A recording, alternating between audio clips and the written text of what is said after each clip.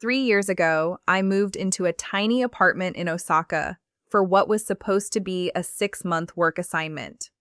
My neighbor, an older woman named Mrs. Tanaka, lived alone in the unit next to mine, and every single time I passed her open door, her home looked exactly the same, calm, orderly, untouched by chaos, as if she'd just finished cleaning moments before. At first, I assumed she simply cleaned constantly, perhaps obsessively. But over the following months, as we became friends over shared tea and broken conversation in 2 languages, I realized something surprising. She barely cleaned at all. At least not in the way I understood the word. She had a routine instead, a quiet sequence of small actions repeated every single day, so automatic she didn't even think of them as cleaning. She thought of them simply as living. I asked her to teach me, half joking, expecting some elaborate system. What she gave me instead was 6 small rituals, each attached to a specific moment of the day, each taking only minutes, none requiring any special products or tools. I've followed this routine every day since leaving Japan, adapting it to my own home, and I haven't done a dedicated cleaning day in over 2 years. Today, I'm sharing exactly what she taught me, her secret routine, broken into 6 moments that quietly hold an entire home together. Mrs. Tanaka never got out of bed and immediately started her day. She had a fixed, 2-minute sequence she performed the moment her feet touched the floor, before coffee, before checking her phone, before anything else. First, she made her bed completely, not a lazy pull of the blanket, but fully smoothed, pillows arranged, corners tucked. Then she opened her curtains and one window, letting fresh air move through the room for just a moment. Finally, she wiped down whatever surface sat nearest her bed, usually a nightstand, with a small cloth she kept in the drawer specifically for this purpose. She explained it simply. If the first thing I see each morning is order, my whole day starts organized in my mind.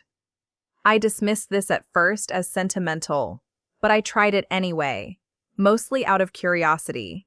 What I noticed within days was surprising. An unmade bed left behind all day seems to give unconscious permission for other messes to form nearby, as though one unfinished task invites others. A made bed, by contrast, acts like an anchor of order that the rest of the room seems to organize itself around. This 2-minute sequence became the single habit I was most resistant to and most transformed by. Try it tomorrow. Make your bed fully, crack a window, wipe one surface, all within 2 minutes of waking, before doing anything else. The habit that genuinely shocked me was what I started calling the kitchen shadow, the way Mrs. Tanaka cooked with what looked like an invisible assistant cleaning behind her the entire time. She explained that in her mind, every dish, cutting board, and utensil belonged to 2 separate lives, an active life while being used, and a resting life the instant it wasn't needed for the next step. The moment something entered its resting life, it got washed, dried, and returned, not after the meal, but during it, in the small gaps between active cooking steps. While vegetables simmered for 2 minutes, the cutting board got washed. While rice cooked, the counter got wiped.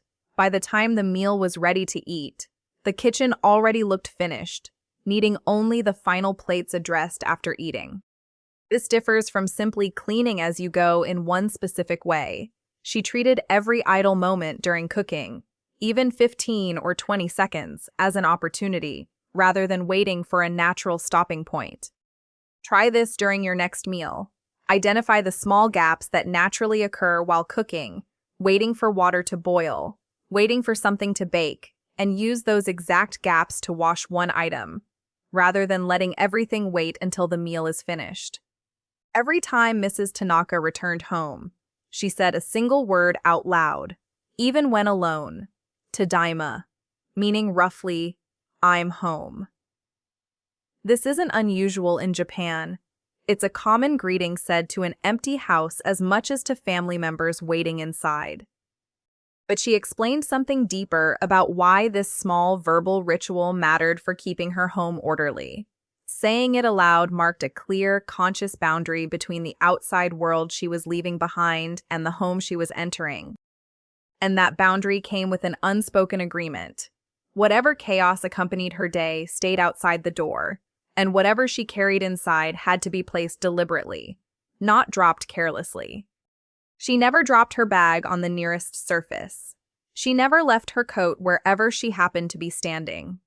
The verbal ritual, small as it seemed, created just enough of a pause for her to consciously place her belongings rather than unconsciously discard them.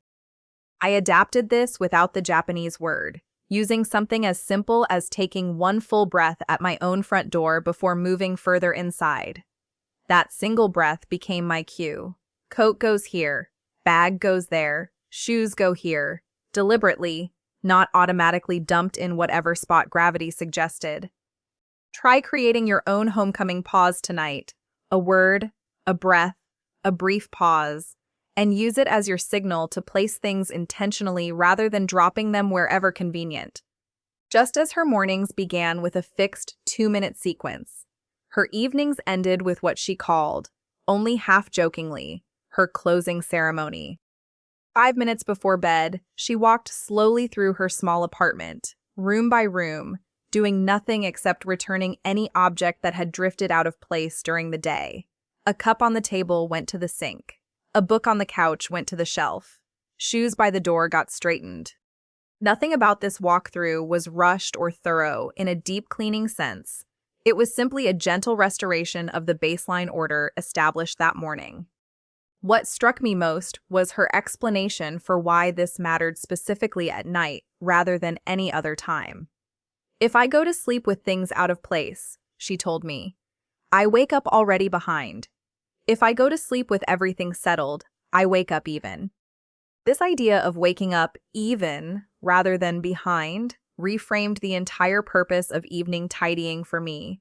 It wasn't about achieving perfection before bed. It was about protecting tomorrow morning from inheriting today's loose ends.